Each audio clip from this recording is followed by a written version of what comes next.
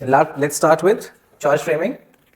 ठीक है, judgment writing हो गया है। जजमेंट राइटिंग के हमने बेसिस कर लिया, फॉर्मेट कर लिया, डिस्कस फॉर्मेट में क्या क्या चीज़ों का ध्यान रखना है, क्या क्या चीज़ें होनी चाहिए वो डिस्कस कर लिया, कैसे शुरुआत करनी है, कैसे एंड करना है वो डिस्कस कर लिया, अप्रिसिएशन और मार्शलिंग भी डिस्कस हो चुका है। Now let's come to charge framing. देखिए, charge framing, those of you who have already studied CrPC, उनके लिए समझना ज़्यादा आसान है। जिन्होंने अभी सीआरपीसी पढ़ा नहीं है कॉलेज में या कोचिंग पर किसी भी तरीके, किसी भी कैपेसिटी में, उनके लिए भी मैं कुछ कहना चाहूँगा। चार्ज को आपने इस तरीके से समझना है कि चार्ज एक इम्पॉर्टेंट स्टेप क्यों है पूरे जुडिशियल प्रोसेस में। जुडिशियल प्रोसेस इंश्योर करता है ओवरऑल फंक्शनिंग, तो उसकी क्या है भाई, आपको लॉज की एप्लीकेशन और जस्टिस इंश्योर करना है सोसाइटी में, right. Society rule of law पे बेस्ड होनी चाहिए।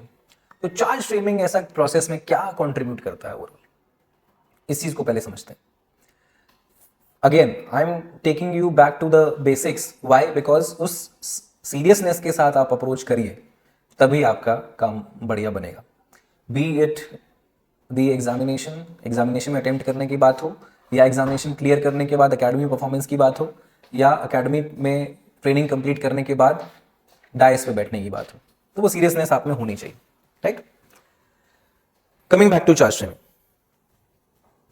चार्ज फ्रेमिंग से ये पता लगता है कि कोर्ट अक्यूज्ड के बारे में क्या सोच रही है after going through the relevant documents and relevant testimonies.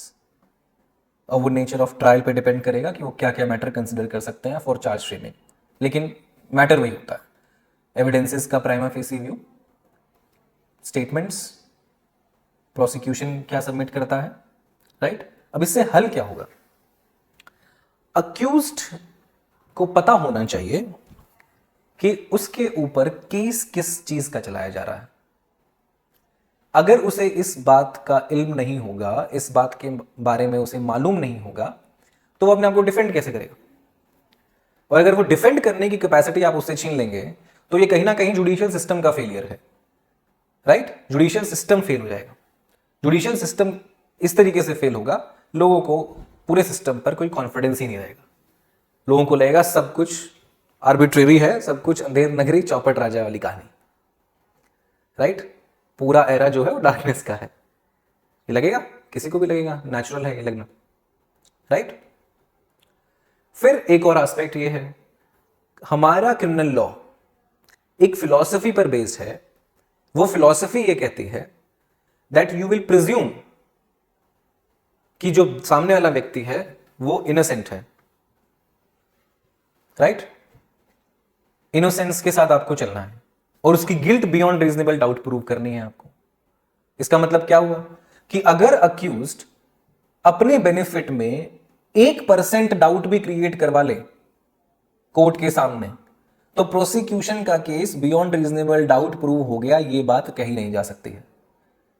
और अगर ऐसा नहीं है तो फिर आपको अक्यूज को छोड़ना पड़ेगा।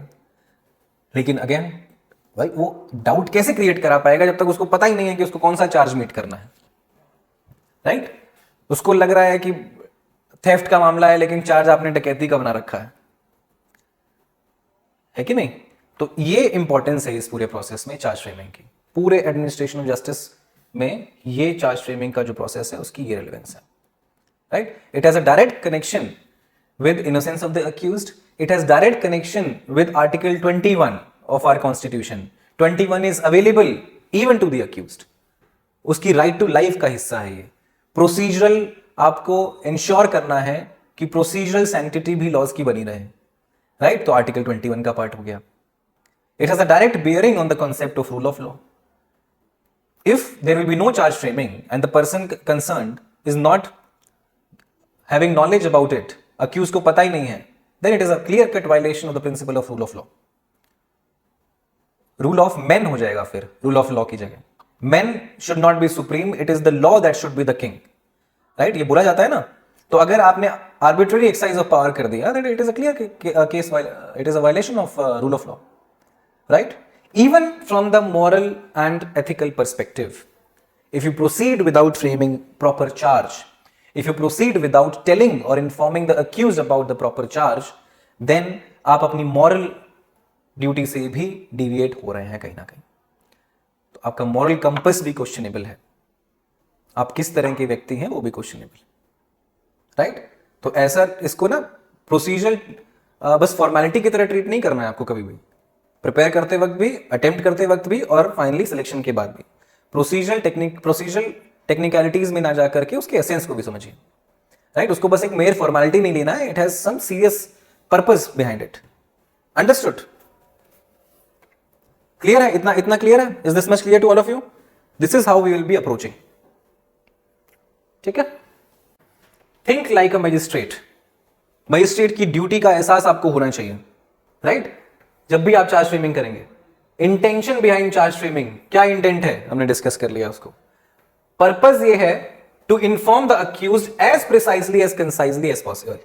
उसको बताना है, उसको इंफॉर्मेशन देनी है कि आपको कौन से चार्ज को मीट करना है ट्रायल के दौरान, ताकि आपको वो सारे प्रिंसिपल्स का बेनिफिट मिल पाए जो कि जिस पर हमारा क्रिमिनल लॉ बेस्ड है, राइट। लेकिन वो कब होगा? जब आप उसको कम से कम कॉम्प्लिकेटेड रखेंगे, आप उस फॉर्मेट के आधार पर उस लैंग्वेज को प्रिसाइज और कंसाइज बनाएंगे, तब उनको समझ में आएगा। अगर आप उनको लीगलिस्टिक लैंग्वेज में समझाने लग गए तो अक्यूज का तो राइट डिफीट हो गया, उसको समझ में नहीं आएगा, ठीक है। वकीलों की भी ये हालत है, 10 वकील करने पड़ेंगे तब तो कोई उसको ढंग से बता पाएगा, राइट। तो उसको खुद पढ़कर भी खुद उसको भी एहसास हो जाना चाहिए कि मेरे पर क्या चार्ज लगा। क्लैरिटी और सर्टेनिटी होनी चाहिए। Again it is connected with precision and directness. Charge framing के बारे में यह कहा जाता है कि किस तरीके से आप अपने सामने आए हुए मैटर पर गौर फरमाएंगे जब आपको चार्ज फ्रेमिंग करनी है। क्या आप वहां पर प्रोसिक्यूशन के बताई गई स्टोरी पर एक डाउटफुल माइंडसेट के साथ बैठेंगे? क्या आप एकदम एब्सोल्यूट सर्टेनिटी के साथ प्रोसीड करेंगे कि जब तक मैं एब्सोल्यूटली सर्टेन नहीं हूं तब तक मैं चार्ज फ्रेम नहीं करूंगा? तो हमारी क्रिमिनल ज्यूरिस्प्रूडेंस ये कहती है कि आपको प्राइमा फेसी व्यू लेना है चीजों का। जो भी तथ्य, जो भी साक्ष्य, यानी कि जो भी फैक्ट्स, जो भी एविडेंस आपके सामने आए हैं, उनको आपने ऑन द फेस वैल्यू लेना पड़ेगा, on the face of it लेना पड़ेगा। Because any way you will be testing those facts and circumstances and evidences during the trial. Charge frame करने के बाद आप जब ट्रायल कंडक्ट करेंगे, एनी वे वो डिटेल्ड एनालिसिस तो होना ही है, राइट। तो इससे हम क्या सीख सकते हैं एज एन एस्पिरेंट? ये पॉइंट हमारे काम का क्यों है? आप जब क्वेश्चन में आपको फैक्ट्स दिए जाएंगे, जो भी प्रॉब्लम दी जाएगी, आपको उसका प्राइमा फेसी व्यू लेना है। बहुत डाउटफुल माइंडसेट के साथ मत बैठिएगा चार्ज फ्रेमिंग करने। जब बैठ रहे हैं तो जजमेंट में एनालिसिस करिएगा, चार्ज फ्रेमिंग में इतना मत करिएगा, राइट। प्राइमा फेस जो आपके सामने क्वेश्चन में है, take a prima facie view of those things and believe the story. आपको इस प्रिजम्पशन के साथ मूव करना पड़ेगा कि जो भी बोला जा रहा है इस क्वेश्चन में वही हुआ है, उस पर चार्ज फ्रेम करूंगा मैं। अभी के लिए मुझे इन्हीं पर बेस्ड चार्ज फ्रेम करना है। वहां पर हेयर स्प्लिटिंग में मत जाना, बहुत डिटेल एनालिसिस में मत जाना, खुद से क्वेश्चन पढ़ के डाउटफुल मत हो जाना कि चार्ज बनता है कि नहीं बनता है, या कहानी अधूरी है, स्टोरी में कुछ और होना चाहिए, सर्कमस्टांसेस कंप्लीट नहीं है, राइट। उसके बारे में बॉदर मत करना, वो स्टेज ट्रायल की होती है। इसलिए चार्ज फ्रेमिंग के टाइम पर take a prima facie view, believe the story, whatever has been provided to you in the question form, उस पर बिलीव करिए और उस बिलीव के साथ आगे मूव करना पड़ेगा आपको, ठीक है। अपना ज्यादा दिमाग नहीं लगाना है। अंडरस्टूड? थिंक लाइक अ जज। मजिस्ट्रेट से यही एक्सपेक्टेड है जब वो चार्ज फ्रेम करते हैं, right. Don't be in a state of doubt. Clear? Is this much clear to all of you? ठीक है। अब ये प्राइमा फेसी टेस्ट आप सीआरपीसी में बहुत अच्छे से पढ़ेंगे। कई बार आपको Supreme Court judgment slide law वगैरह फॉलो करते हो तो अक्सर ये बात सुनने को ही मिल जाएगी। लेकिन इससे हमने क्या कल आउट किया for the purpose of charge framing in examination, कि हम भी भाई वैसे ही व्यू करेंगे उस क्वेश्चन को। हम हेयर स्प्लिटिंग में नहीं जाएंगे, हम थ्रेड बेयर उसका एनालिसिस नहीं करेंगे, राइट, जजमेंट में करेंगे। कुछ गाइडिंग स्टार्स हैं आप लोगों के पास अवेलेबल। गाइडिंग स्टार समझते हैं? गाइडिंग स्टार्स क्या होते हैं? जो हमारे एंसेस्टर्स थे उनके पास इतने अच्छे इन्वेंशंस अवेलेबल नहीं थे कि आपने तुरंत एक ऐप डाउनलोड किया, ऐप में डेस्टिनेशन डाली और आपको पथ प्रदर्शित कर दिया गया उस ऐप के द्वारा कि आपको गाड़ी से जाना है तो यहाँ से जाइए, इतना टाइम लगेगा, आपको साइकिल से जाना है तो ऐसे जाइए, ट्रेन से जाना है तो ऐसे जाइए, और पैदल जाना है तो इतना टाइम लगेगा और ये रास्ता है। राइट? हमारी लाइफ कितनी कन्वीनियंट है। तो हमारे लिए गाइडिंग स्टार क्या है? हमारे लिए गाइडिंग स्टार हमारा फ़ोन है। तुरंत हम कुछ क्वेरी इसमें डालते हैं और हमें अपने जवाब मिल जाते हैं, गाइडेंस मिल जाती है, लोकेशन तक पहुंचा देता है वो हमको। राइट? लेकिन एंसेस्टर्स क्या करते थे? स्टार्स के हिसाब से अपना रास्ता आइडेंटिफाई करते थे, स्पेशली जब वो रात में किसी काम से ज्यादा दूर उनको जाना है और फिर घर वापस लौट करके आना है। राइट? यस, जैसे pole star for north, absolutely correct. ऐसे ही कुछ गाइडिंग स्टार्स हैं हमारे चार्ज फ्रेमिंग के लिए। वो गाइडिंग स्टार्स क्या हैं? सीआरपीसी की प्रोविजंस हैं। भाई सीआरपीसी और जो बीएनएसएस है वो क्या करता है? वो आपको प्रोसीजर ले डाउन करता है कि आपने क्रिमिनल प्रोसीडिंग्स कैसे चलानी है। तो जाहिर सी बात है, चार्ज फ्रेमिंग क्रिमिनल प्रोसीडिंग है तो उसका भी जिक्र हुआ होगा। चार्ज फ्रेमिंग से रिलेटेड कंटेंट्स के रिगार्डिंग सीआरपीसी में तो आपके पास दो इंपॉर्टेंट सेक्शंस थे, 211 एंड 212। जब आप इनको पढ़ेंगे तो एक्चुअल में ये आपको क्या बता रहा है कि कंटेंट्स ऑफ चार्ज क्या होना चाहिए। जब हम इनको देख लेंगे तो हम बहुत अच्छे से समझ पाएंगे कि मेरे चार्ज में क्या क्या होना चाहिए, किन किन बातों को आइडेंटिफाई कर पाए एग्जामिनर। जैसे ये प्रोविजन बोलते हैं कि अगर आपको स्पेसिफिक ऑफेंस का नाम दिया गया है तो आप उसी नाम से चार्ज फ्रेम करिए, उसका प्रोविजन लिखिए। अगर ये दोनों चीज, अगर उसको नाम नहीं दिया गया है तो उसकी डिस्क्रिप्शन दीजिए, कोई स्पेसिफिक नेम अगर उस ऑफेंस का नहीं है तो। ठीक है? हालांकि ऐसा बहुत रेयर है। और डिस्क्रिप्शन के बाद भी अगर आपको लग रहा है कि ये जितनी भी सारी इंफॉर्मेशन है, टाइम बता दिया, प्लेस बता दिया, ऑफेंस का नाम बता दिया, सेक्शन बता दिया, या सेक्शन और ऑफेंस का मतलब ऑफेंस का नाम नहीं है तो description they the, still you think that the information is not enough from accused point of view, तो आप नेचर ऑफ ऑफेंस भी बताइए कि वो ऑफेंस किस प्रकार हुआ। राइट? 211 और 212 का ये क्रक्स है। तो आपके चार्ज में क्या क्या होना चाहिए, एग्जामिनर क्या क्या देखेगा, आपने सही सेक्शन आइडेंटिफाई किया या नहीं किया। For charge purposes it is always the section for punishment, punishment वाला सेक्शन आपको लिख कर आना है। राइट? थेफ्ट अगर है तो 378 तो डिफाइनिंग सेक्शन है, उसके लिए आपको पनिशमेंट वाला सेक्शन लिखना पड़ेगा। ठीक है? सेक्शन आपने, प्रोविजन आपने सही से आइडेंटिफाई किया या नहीं किया, ऑफेंस आपने सही से आइडेंटिफाई किया या नहीं किया, उसका ब्रीफ डिस्क्रिप्शन है या नहीं है। अगर मैनर इंपॉर्टेंट है क्वेश्चन के हिसाब से तो वो मैनर आपने ब्रीफली लिखा या नहीं लिखा है। तो हमें प्रोविजन से ही पता लग गया कि हमारा चार्ज कैसा दिखना चाहिए, हमें और कहीं दौड़ भाग करने की जरूरत ही नहीं है। ठीक है? अंडरस्टूड? तो ये आपके गाइडिंग स्टार हैं 211 212 CrPC for the purpose of charge framing. ठीक है? इन्हीं से ये चीजें निकल करके आई हैं। Clear specification of the offence, relevant provision मुझे दिखना चाहिए as an examiner, comprehensive details. Comprehensive details का मतलब ये नहीं कि बहुत इलैबोरेट कर दोगे, लेकिन हर चीज जो चार्ज के हिसाब से बनती है वो लिखी होनी चाहिए। Language and clarity, language again as we have done for the purpose of judgment writing, complicated language नहीं लिखनी है, बहुत डायरेक्ट, बहुत स्पेसिफिक, बहुत क्लैरिटी, बहुत प्रिसीजन होना चाहिए लैंग्वेज में कि कोई लेमैन भी उसको समझ ले। Clear? Is this much clear to all of you? अब देखिए इस चार्ज को देखिए, हम दो तरीके के फॉर्मेट करेंगे। वो केस जिसमें आपको सिर्फ एक ही ऑफेंस के लिए चार्ज फ्रेम करना है, वो केस जिसमें आपको मल्टीपल ऑफेंसेस के लिए चार्ज फ्रेम करना है। तो पहला फॉर्मेट है जहां सिर्फ एक सिंगल हेड बनना है चार्ज का, एक ही ऑफेंस है। राइट? अब इसका फॉर्मेट देखिए आप, ऊपर जैसे जजमेंट का हमने लिखा था, टाइटल, केस डिटेल्स, पार्टीज का डिस्क्रिप्शन। राइट? जजमेंट वाली जो हमने हेडिंग दी थी उसकी जगह बस आप लिख दीजिएगा हेडिंग में चार्ज, तो ऊपर आपका सेम रहेगा एकदम as it is. Right? State versus so and so, party accused का description, and then you give the heading charge. देखो कैसे शुरू कर रहा है। I judicial magistrate of first class, यहां आपको डिसाइड करना पड़ेगा ऑफेंस के हिसाब से कौन सी कोर्ट में जा रहा है। राइट? वो आप टाइटल में भी लिख चुके होंगे। Hereby charge you, accused का डिस्क्रिप्शन जो आपने ऑलरेडी ऊपर लिख दिया होगा एज इट इज यहां आ जाएगा, charge you as follows, and then he is changing the paragraph. Right?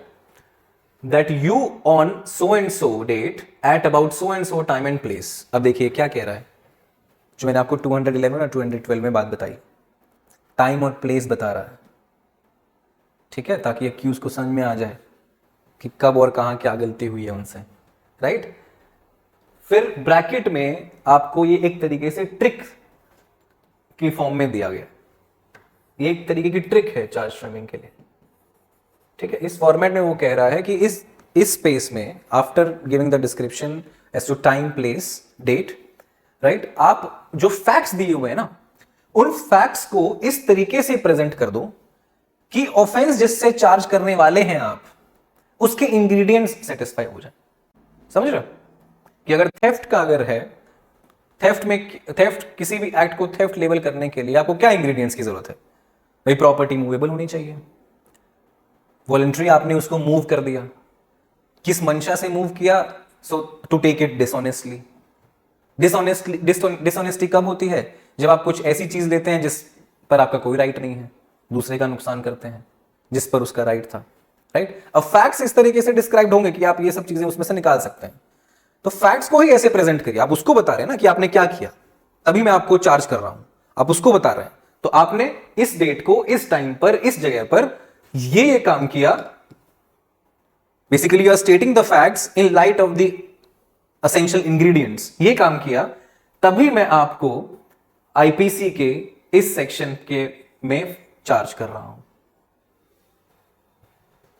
तो चार्ज, जो एक्चुअल चार्ज है वो सबसे लास्ट में आ रहा है, बाकी डिटेल्स, उसकी डिस्क्रिप्शन, एक्ट का नेचर, उसके सर्कमस्टांसेस, वो पहले आ रहे हैं, ठीक है। तो क्वेश्चन पढ़ के हमें सबसे पहले क्या डिसाइड करना है? क्वेश्चन पढ़ के हमको, लेकिन ये रिवर्स ऑर्डर में एक्सरसाइज करनी है, लिखेंगे हम उसको अलग ऑर्डर में और एनालाइज करेंगे क्वेश्चन को अलग ऑर्डर में। क्वेश्चन पढ़ते ही हमें सबसे पहली चीज डिसाइड कर देनी है कि कौन से सेक्शन में मैं इनको चार्ज करने वाला हूं। जब वो डिसाइड हो जाता है तो उसके इंग्रेडिएंट्स रिकॉल करिए आप, उन इंग्रेडिएंट्स के हिसाब से जो भी आपको क्वेश्चन दिया गया है उस इंफॉर्मेशन को फिट करिए कि कौन से इंग्रेडिएंट कौन से वाले फैक्ट से सेटिस्फाई हो रहा है। और लिखते वक्त इस ऑर्डर को उल्टा कर दीजिए। बस आपने ऊपर टाइटल दे दिया, चार्ज की हेडिंग दे दी, अपना वापस से वो डिस्क्रिप्शन दे दिया, फिर आपने उल्टा शुरू किया, टाइम प्लेस इस सबसे डिसाइड किया, स्टार्ट किया, then you mention the facts in a way that ingredients of the charge that you are finally going to mention in your draft, वो इंग्रेडिएंट सेटिस्फाई हो जाए, और लास्ट में बोल दिया इसलिए मैं आपको इस सेक्शन के लिए चार्ज कर रहा हूं, जो कि पनिशमेंट वाला सेक्शन होगा। क्लियर है? ठीक है, मैं रिपीट कर देता हूं फिर। आई रिपीट वापस से एक चेन ऑफ थॉट वापस से बनाते हैं, right from the beginning. Charge का पर्पस क्या है? To inform the accused in the simplest manner possible so that he is in a position to defend himself. अपने आप को वो डिफेंड कर पाए, उस तरीके से आपको चार्ज फ्रेम करना है, राइट, ताकि उसका right to fair trial defeat ना हो और जुडिशियल सिस्टम पर कॉन्फिडेंस लोगों का बना रहे, रूल ऑफ लॉ की सैंक्टिटी मेंटेन रहे। This is the purpose. अब चार्ज फ्रेमिंग करने के लिए आपके पास कंटेंट्स ऑफ चार्ज, मतलब क्या क्या कंटेंट उसमें होना चाहिए, वो सेक्शन 211 और 212 सीआरपीसी आपको प्रोवाइड करता है। अगर हम उन प्रोविजंस को समझ लेंगे तो हम समझ लेंगे कि हमें चार्ज में क्या क्या एक्चुअल में चीजें मेंशन करनी चाहिए, right, to fetch more marks, कि मेरे चार्ज में क्या क्या चीजों का डिस्क्रिप्शन होना चाहिए मैंडेटरीली, ताकि मेरे को मार्क्स अच्छे मिले। अब 211 और 212 का कंबाइंड इफेक्ट क्या है कि चार्ज की का आप प्रोविजन बताएंगे, उसका सेक्शन नंबर बताएंगे, अगर स्पेसिफिक नेम दिया गया है उस ऑफेंस को तो उस ऑफेंस का नाम लिखेंगे, नहीं दिया गया है कोई स्पेसिफिक नेम उस ऑफेंस को तो उसका ऑफेंस का डिस्क्रिप्शन देंगे, टाइम प्लेस ये सब बताएंगे ताकि अक्यूज को क्लैरिटी मिल जाए। मान लीजिए उसको यही डिफेंस लेना हो कि मैं तो उस दिन यहां था ही नहीं, मान लीजिए वो एलिबाई का डिफेंस रेज कर पाए, तो उसे पता होना चाहिए ना कौन से टाइम और कौन सी जगह के हिसाब से उसको डिफेंस अपना रेज करना है, ठीक है। तो प्रोविजन बता दिया, डिस्क्रिप्शन दे दिया आपने, टाइम एंड प्लेस ये सारी डिटेल्स देनी चाहिए, मतलब चार्ज में सीआरपीसी बोल रहा है, राइट। इसके अलावा अगर चार्ज अभी भी ऐसा नहीं है कि अक्यूज्ड उस पोजीशन में हो कि अपने आप को डिफेंड कर ले, तो आप चार्ज लिखने से पहले उसका नेचर बताइए कि एक्ट का कैसा डिस्क्रिप्शन है, क्यों वो ऑफेंस बन जा रहा है, राइट। तो पर्पस क्या है? पर्पस ये है पूरी स्टोरी अक्यूज्ड को समझानी है आपको कम से कम शब्दों में कि हमने आपको चार्ज किया है और वो चार्ज क्यों किया है, एज सिंपल एज दैट, ठीक है। फिर मैंने आपको ये फॉर्मेट दिखाया, इस फॉर्मेट में उन्होंने टाइम प्लेस इन सब का डिस्क्रिप्शन देते हुए नेचर ऑफ एक्ट उस तरीके से डिस्क्राइब किया है कि ingredients of the offence satisfy हो रहे हैं, ये इंडिकेट हो जाए, एक्सप्लिसिटली आपने स्टेट ना करना पड़े तब भी वो इंडिकेट हो जाए, and then finally you are concluding कि there hence I am charging you और thereby I am charging you for this and this section. Now in order to do this, before starting writing the charge, I have suggested to you कि आप exercise ये करिए, question पढ़ा, वहीं पढ़ करके आपने डिसाइड किया कि कौन से सेक्शन में मैं इनको चार्ज करूंगा या करूंगी. फिर उन सेक्शंस के इंग्रेडिएंट्स आपको पता होने चाहिए, राइट? उन इंग्रेडिएंट्स की लाइट में आप क्वेश्चन में से वो फैक्ट्स निकालिए जिनको आप डिस्क्राइब कर सकते हैं, सो दैट अक्यूज्ड को ये लगे हाँ भाई ये चार्ज तो बनता है. समझ रहे हो? मतलब वो डिस्क्रिमिनेट आर्बिट्रेरीनेस वाली और डिस्क्रिमिनेशन वाली फीलिंग नहीं आनी चाहिए उनको, राइट? और लिखिए एसी फॉर्मेट में. You start with very basic details, you take mention the facts in a way that ingredients are satisfied, and then you state that is why I am charging you for this particular section. और वो section हमेशा offence की definition वाला section नहीं होगा, offence की punishment वाला section होगा. जैसे मर्डर के लिए आप 300 नहीं लिखेंगे, 302 लिखेंगे, क्योंकि पनिशमेंट वहां है. Now tell me, is this clear now? कैसे प्रोसीड करना है, क्या क्या मेंटल टेम्परामेंट आपको चाहिए, राइट?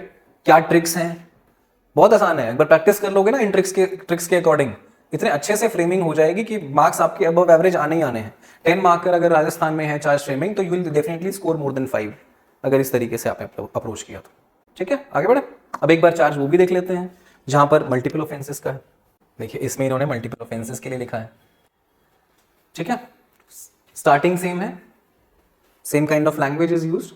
बस अब उन्होंने एज फॉलोज के बाद, वो एक सिंगल पैराग्राफ था, आपको मल्टीपल पैराग्राफ्स लिखने हैं, हर चार्ज का सेपरेट पैराग्राफ होना चाहिए.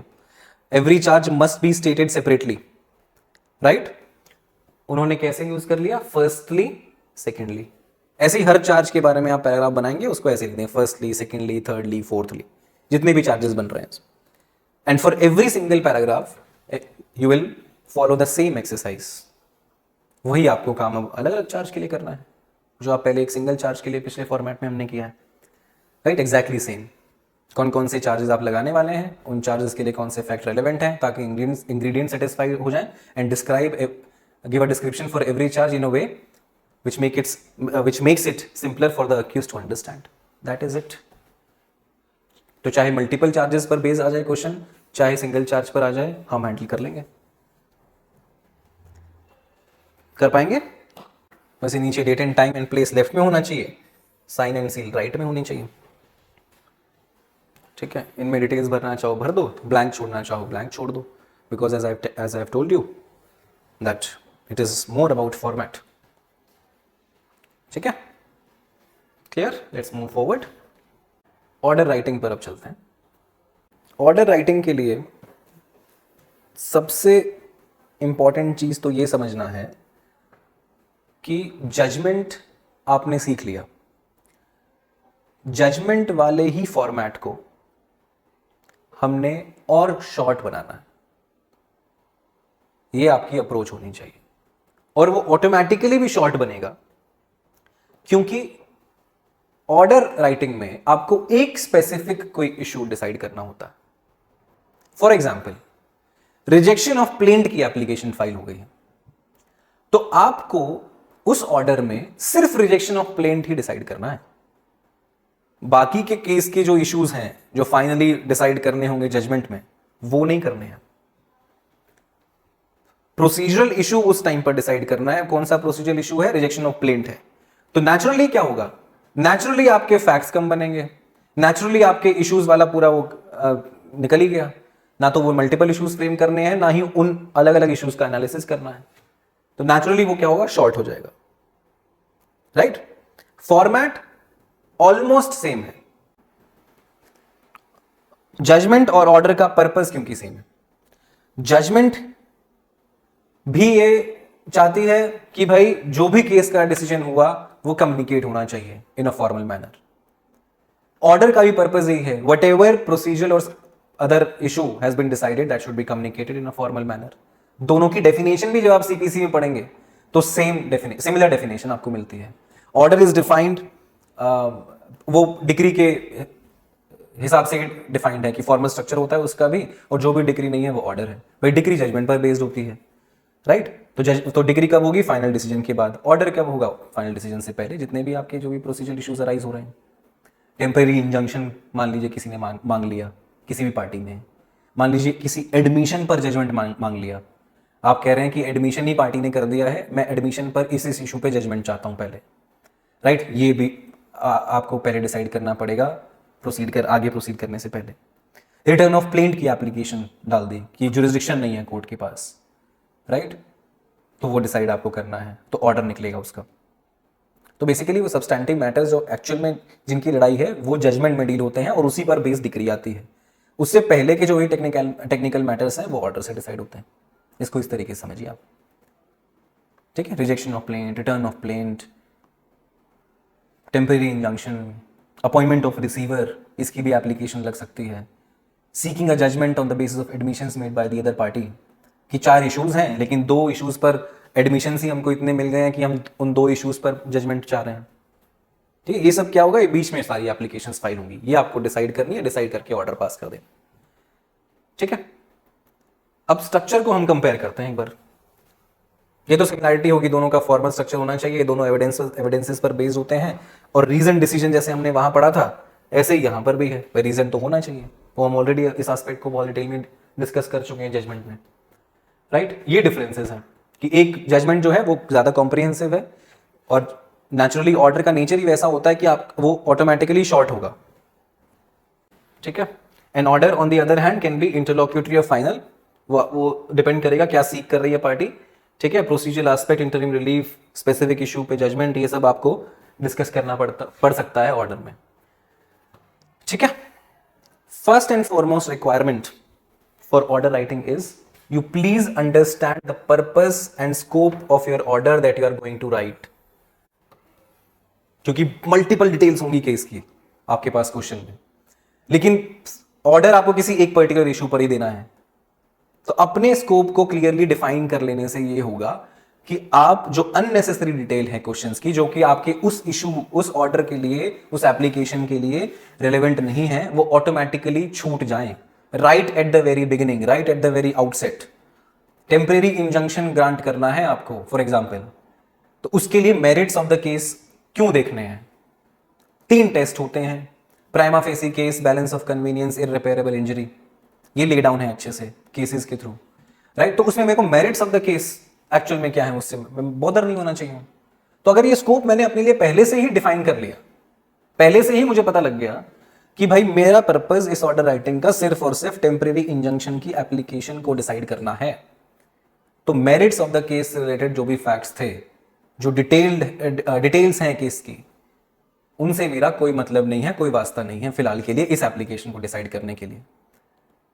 जब मैंने ये फिल्टर कर लिया तो मेरा ऑटोमेटिकली जो ड्राफ्ट बनने वाला है वो बहुत ही अच्छा फ्लो वाला, बहुत ही कोहेरेंट और बहुत ही लॉजिकल बनने वाला है। द एग्जामिनर विल नो कि आप में वो काबिलियत है, उस एप्लीकेशन से रिलेटेड जो भी फैक्ट्स और लॉ हैं बस वही आपने स्टेट करके उस एप्लीकेशन को डिसाइड कर दिया। ये आपका जुडिशियल माइंड वहां पर वर्क कर रहा। ये स्कोप ले डाउन आपने क्वेश्चन पढ़ते ही डिसाइड कर लीजिए कि ये मुझसे क्वेश्चन कौन सा ऑर्डर लिखवाना चाह रहा है, और वही फैक्ट्स बस मैं यूज करूंगा। बाकी के फैक्ट्स में मैं घुसूंगा तक नहीं, देखूंगा तक नहीं, क्योंकि रेलेवेंट नहीं है। उनको आप जितना यूज करेंगे उतना आपका ऑर्डर कॉम्प्लिकेटेड होता जाएगा, उतनी अननेसेसरी इंफॉर्मेशन एग्जामिनर को दिखेगी, उतना ही अनइंटरेस्टिंग ड्राफ्ट वो बनेगा, और जैसे वो अनइंटरेस्टिंग ड्राफ्ट बना वैसे ही आपके मार्क्स लूज हो जाएंगे। क्लियर? समझ में आया क्या बताना चाह रहा हूं मैं? Did you get my point? अब जैसा अप्रिसिएशन ऑफ एविडेंस के लिए मैंने आपको कहा था कि वो आप जैसे जैसे लॉ पढ़ते जाएंगे वैसे वैसे कॉन्सेप्ट आपके क्लियर होते जाएंगे, उन्हीं कॉन्सेप्ट्स को आपने अप्लाई करना है। वो सेम बात ऑर्डर के लिए भी ट्रू है। भाई इंजंक्शन की एप्लीकेशन आपको डिसाइड करनी है तो आपको पता होना चाहिए इंजंक्शन से रिलेटेड लॉ क्या है। रिसीवर की अपॉइंटमेंट की आपको एप्लीकेशन डिसाइड करनी है तो आपको पता होना चाहिए लॉ क्या है, उसी लॉ को आपने अप्लाई करना है अल्टीमेटली, राइट। तो ये पॉइंट यहाँ पर जजमेंट के लिए भी उतना ही ट्रू था और ऑर्डर राइटिंग के लिए भी उतना ही ट्रू। अब एक स्टैंडर्ड फॉर्मेट क्या होता है ऑर्डर का? प्रिलिमिनरी डिटेल्स, ये वो डिटेल्स हैं जो हमने टाइटल से शुरू करी, पार्टीज की केस की डिटेल्स लिखी और पार्टीज का डिस्क्रिप्शन दिया। वो एग्जैक्टली जैसे हम सिविल सूट में फॉलो कर रहे थे वही हम ऑर्डर राइटिंग में फॉलो करेंगे। Title of the court, case details, description of the parties, और जजमेंट की जगह बस अब क्या आ जाएगा, ऑर्डर आ जाएगा। ठीक है। नेक्स्ट, सिमिलरली बैकग्राउंड के बारे में बताएंगे, क्योंकि मैंने आपको कहा था बैकग्राउंड का क्या पर्पज है, बैकग्राउंड का ये पर्पज है एग्जामिनर को ये बता देना कि I have understood the question very nicely, मुझे क्वेश्चन समझने में कोई दिक्कत नहीं हुई है, मुझे लीगल प्रॉब्लम जो मेरे सामने है उसको समझने में किसी भी प्रकार की कोई दिक्कत नहीं हुई है, ये मेरे को पहले पैराग्राफ से ही एग्जामिनर को बता देना है। तो बैकग्राउंड का जो पैराग्राफ हम वहां लिख रहे थे मैंडेटरीली, वही हम ऑर्डर में भी लिखेंगे। राइट, कि क्या केस है, क्या इशू है, क्यों मैं आज ये ऑर्डर लिखने वाला हूं, ये इंट्रोडक्शन से आपने जता दीजिए। आप पहला पैराग्राफ पढ़ते ही उसको लग जाए कि हाँ भाई आप सही डायरेक्शन में मूव कर रहे हैं। ठीक है। अब ये थर्ड जो पॉइंट है, मैटर अंडर कंसिडरेशन, ये आप बैकग्राउंड में भी इंडिकेट कर सकते हैं और इसके लिए आप सेपरेट पैराग्राफ भी लिख सकते हैं कि ये सब कहानी के बाद प्रेजेंट इशू ये है, तो you can make a separate paragraph also, या बैकग्राउंड में ही लास्ट लाइन में भी लिख सकते हैं। ठीक है। अब डिस्कशन एंड रीजनिंग पे आते हैं। इशू आपको फ्रेम नहीं करने हैं, तो हमारा वो पूरा प्रोसेस स्किप हो गया। वो जो पूरा पैराग्राफ जो हम लिखने वाले थे, कौन कौन से इश्यूज निकले हैं जजमेंट में, वो पूरा स्किप हो गया। हमें डायरेक्टली अब एनालिसिस करना है। एनालिसिस वैसे ही होगा, जितने भी एविडेंसेस, जितने भी फैक्ट्स उस इशू को, उस क्वेश्चन को जो आपके सामने अराइज हुआ है डिसाइड करने के लिए रेलेवेंट हैं, वो सारे एक जगह आ जाने चाहिए। उससे रिलेटेड मैं लॉ बताऊंगा, लॉ को बहुत इलेबोरेटली डील नहीं करूंगा, similar to the judgment, right, उतना इलेबोरेशन वहां जरूरत नहीं है। बहुत बेसिक फंडामेंटल्स डिस्कस करते हुए जो एकदम डायरेक्टली ऑन पॉइंट है प्रिंसिपल, कि जो प्रिंसिपल एक्चुअल में लगना है बस उसके बारे में चर्चा करूंगा, उसका भी इन डेप्थ एनालिसिस नहीं करूंगा, और फिर उस लॉ और एविडेंसेस को डायरेक्टली लगाऊंगा और डिसाइड कर दूंगा कि भाई क्या अल्टीमेटली उस एप्लीकेशन को अलाउ करना है या डिसमिस करना है। इसीलिए मैंने आपको कहा था कि जजमेंट राइटिंग अगर आपने समझ लिया है तो ऑर्डर राइटिंग बहुत ही ज्यादा आसान होने वाला है। बताइए कोई प्रॉब्लम, किसी भी पॉइंट में कोई प्रॉब्लम है तो बताओ। एक बात जो यहां लिखी नहीं है वो मैं आपके साथ डिस्कस कर लेता हूं। जजमेंट और ऑर्डर का यहां पर भी एक फॉर्मेट वाइज कंपैरिजन टाइप कर लेते हैं और थोड़ी क्लैरिटी मिल जाएगी। कई बार ये होगा कि सेम एग्जामिनेशन में आपसे वो एक क्वेश्चन जजमेंट राइटिंग पे पूछ ले और दूसरा क्वेश्चन आपसे ऑर्डर राइटिंग पे पूछ ले। राजस्थान में तो ये होने के चांसेस ज्यादा बने रहते हैं हमेशा। जैसे मुझे याद है व्हेन आई अटेम्प्टेड इन 2021 एक रेंट कंट्रोल एक्ट से उन्होंने एप्लीकेशन डिसाइड करने के लिए बोला था, तो ऑर्डर राइटिंग थी वो। ठीक है, तो हो सकता है कि दो क्वेश्चन पूछने हैं उनसे उन्होंने आपसे राजस्थान में, बाकी जगह भी मल्टीपल क्वेश्चंस पूछे जाते हैं जहाँ जजमेंट राइटिंग और ऑर्डर राइटिंग रेलेवेंट है। तो ये भी हो सकता है सेम पेपर में आपको एक ऑर्डर राइटिंग पे आ जाए, एक जजमेंट राइटिंग पे आ जाए। अब उसके लिए इंपॉर्टेंट ये है कि दोनों मेरे अलग दिखने चाहिए कम से कम, right. Same same same exactly दिखेंगे, होते हैं सेम सेम, लेकिन सटल डिफरेंसेस हैं उनमें। एक छोटा होता है, एक बड़ा होता है, एक में इश्यूज नहीं फ्रेम करने, एक में करने, राइट। तो उसकी भी कुछ ट्रिक्स होती हैं by way of presentation. Because किसी भी एग्जाम को भी आप अटेम्प्ट कर रहे हो, किसी भी एग्जाम को आप अप्रोच कर रहे हो, मेंस एग्जामिनेशन में स्कोर करने का तरीका क्या होता है, आप कॉन्सेप्चुअली साउंड है, सब कुछ ठीक है, लेकिन प्रेजेंटेशन का भी 50% रूल है कि आप कैसे प्रेजेंट कर रहे हैं अपने आप को, अपने आंसर को। आपने किस तरीके से एग्जामिनर को बता दिया कि मेरी जजमेंट राइटिंग और ऑर्डर राइटिंग, वो जो सटल डिफरेंस है दोनों के बीच में, वही सटलिटी मेरे आंसर में भी दिख रही है। वो प्रेजेंटेशन से ही हो पाएगा, क्योंकि एग्जामिनर से फेस टू फेस आपका इंटरेक्शन नहीं है, right. Getting my point? Perfect. तो देखिए फॉर्मेट ऑलमोस्ट सेम रहा हमारा। जजमेंट में भी आप स्टार्टिंग कैसे करेंगे, इंट्रोडक्टरी पैराग्राफ से करेंगे। ऑर्डर में भी कैसे करेंगे, इंट्रोडक्टरी पैराग्राफ से करेंगे। बिगनिंग सेम रहेगी दोनों की। जजमेंट में सेपरेट पैराग्राफ्स बनाएंगे,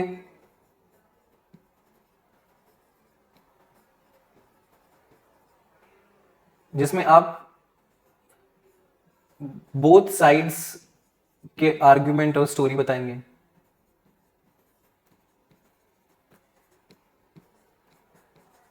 राइट, ठीक है। यहां पर आपको सिर्फ और सिर्फ एक सिंगल पैराग्राफ बनाना है और बता देना है कौन सा मैटर आपके सामने चल रहा है, what is the question before you, make a single paragraph. ठीक है, रीजंस दोनों में रिफ्लेक्टेड होने चाहिए। यहां आप फाइंडिंग्स भी मेंशन करते हैं, यहां आपको ऐसा कुछ करने की जरूरत नहीं है, सीधा डिसीजन दीजिए लास्ट में, राइट।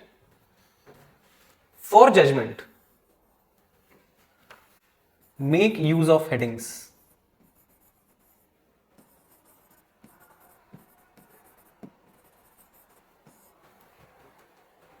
हर एक सेपरेट पोर्शन जो जजमेंट का है, हर एक पैराग्राफ है, आप हर एक पैराग्राफ को अलग अलग हेडिंग दे सकते हो।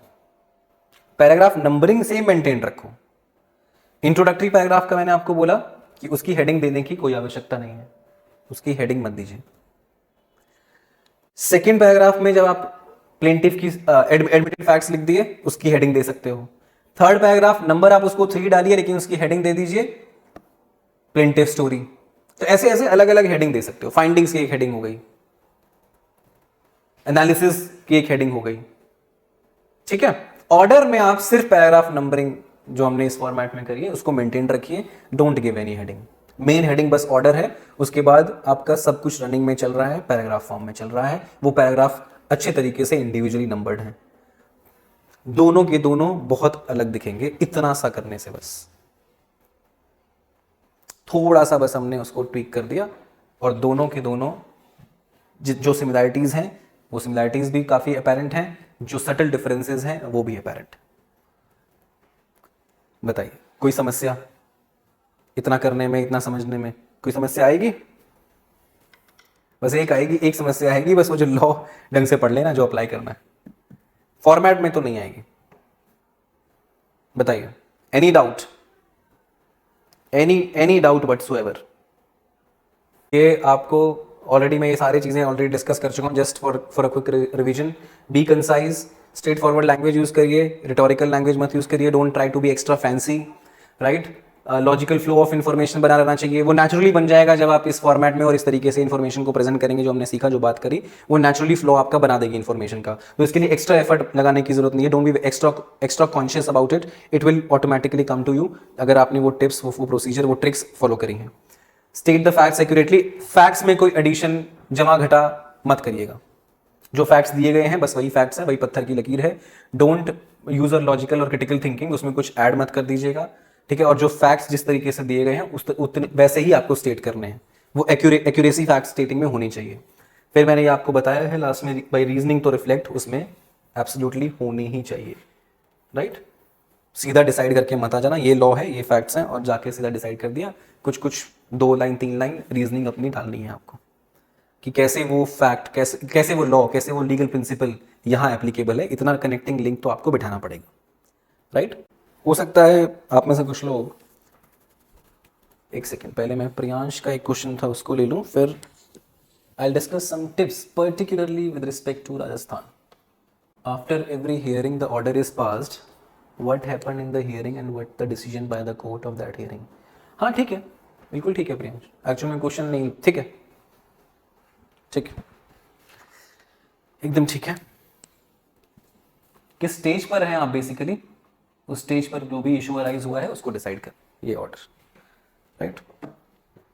अब आप में से कुछ लोग जो राजस्थान दे रहे हैं या देना चाहते हैं, उनसे मैं कुछ चीज़ें साझा करना चाहूँगा। मेरे कुछ मेरे अपने पर्सनल एक्सपीरियंस हैं, कुछ मैंने पेपर देने के बाद ज़्यादा बेहतर उनको समझा, जो मुझे लगता है कि आपके काम आ सकते हैं।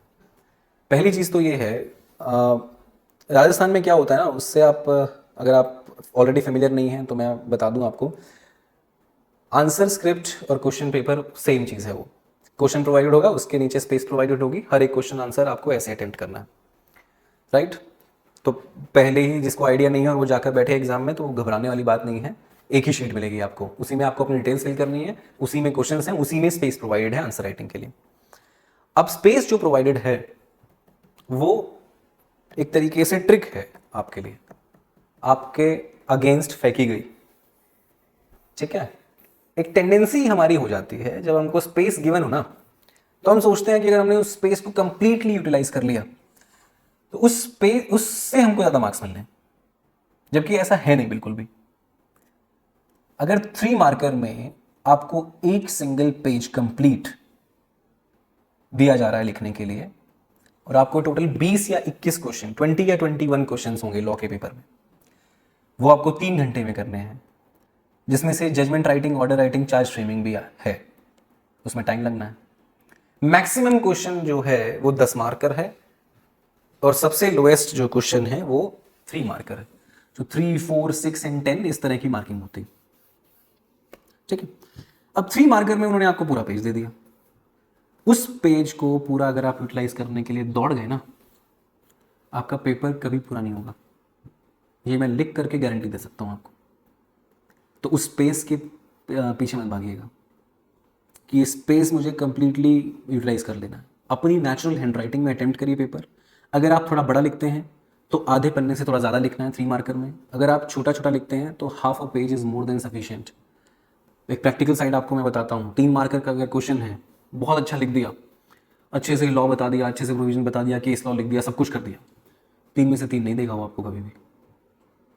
3 में से 3 तो आपको मिलने ही नहीं है। 2 मिल जाए बहुत बड़ी बात है। बहुत अच्छे आंसर में 50% मार्क्स मिलते हैं। ठीक है, 2 भी रेयर है कि भाई किसी का ज़्यादा ही कोई उदारता वाला व्यक्ति आपका पेपर चेक कर रहा है तो 2 नंबर मिल जाएंगे 3 में से, नहीं तो 1.5 is the maximum that you can score in a 3 marker. अब वो आपको कहाँ कॉस्ट करेगा? अगर आप स्पेस फिल करने चले गए, वो कॉस्ट करेगा आपको लंबे क्वेश्चंस में। टाइम आपका कम बचेगा, राइट? उसको ढंग से अटेम्प्ट कर नहीं पाओगे। तो वहां आप जो एवरेज या अबव एवरेज स्कोर कर सकते थे, वहां ऑटोमेटिकली आपका बिलो एवरेज उस आंसर में स्कोर आएगा। Ultimately it will impact your overall performance, right? तो उस स्पेस के चक्कर में मत पड़ना। पहली चीज़ तो ये है।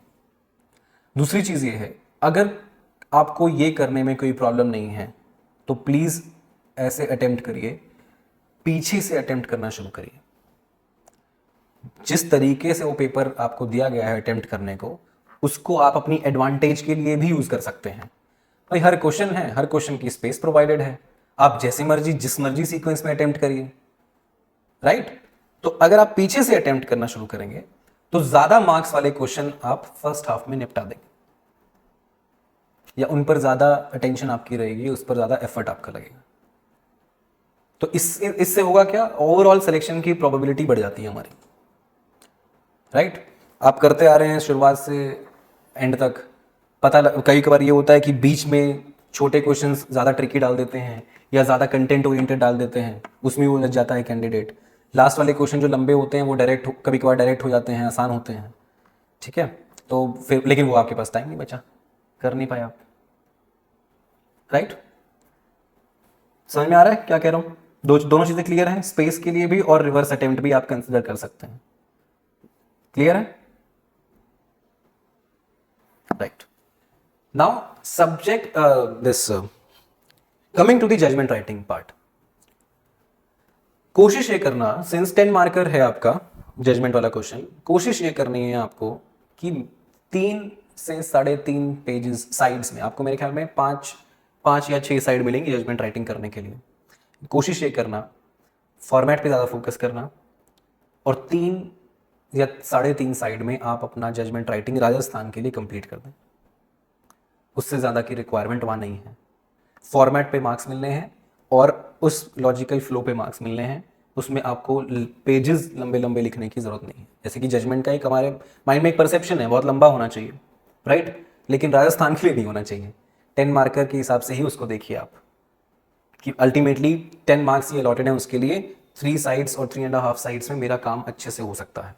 बाकी स्टेट्स जहाँ पर ज़्यादा मार्क्स किए वहाँ पर जो प्रॉपर भाई थोड़ा डिटेल में लिख दीजिए, थोड़े पेजेस बढ़ा दीजिए, राइट? इस तरीके से आप अप्रोच करिए। लास्ट ट्रिक जो है फॉर राजस्थान वो ये है कि प्रोविजन आप बताएं, प्रोविजन में से ही पॉइंट्स निकाल करके प्रेजेंट करें, और ज़्यादा से ज़्यादा प्रयोग करें हाइलाइटिंग का और हेडिंग्स का। जैसे फॉर एग्जांपल पहला क्वेश्चन आया था हमारे टाइम पर, that write a short note on plain. अभी एक ऐसा टॉपिक है, सबने इसके बारे में पढ़ा हुआ है, लेकिन मार्क्स कौन अच्छे स्कोर करेगा, बेटर किसका आएगा? जिसका प्रेजेंटेशन बहुत अच्छा, ठीक है, जिसने कम टाइम में कम समय में अपने प्रेजेंटेशन से ही एग्जामिनर को ही बता दिया कि आपका आंसर बहुत कॉम्प्रिहेंसिव है, राइट? तो आप अच्छे से एक का आंसर ऐसा है जिसमें आपने अच्छे से पैराग्राफ वाइज लिखा, जैसे बुक में लिखा होता है या आमतौर पर हम जैसे नोट्स बनाते हैं या सेमेस्टर एग्जाम्स में लिखते हैं, ठीक है, आपने पैराग्राफ फॉर्म्स में लिख दिया। एक दूसरी तरफ कंपैरिजन में कैंडिडेट वो है जिसने हेडिंग्स का इस्तेमाल किया, पॉइंट्स में प्रेजेंट किया और हाईलाइट अच्छे से किया, उस कैंडिडेट का स्कोर करने की प्रोबेबिलिटी ज़्यादा है।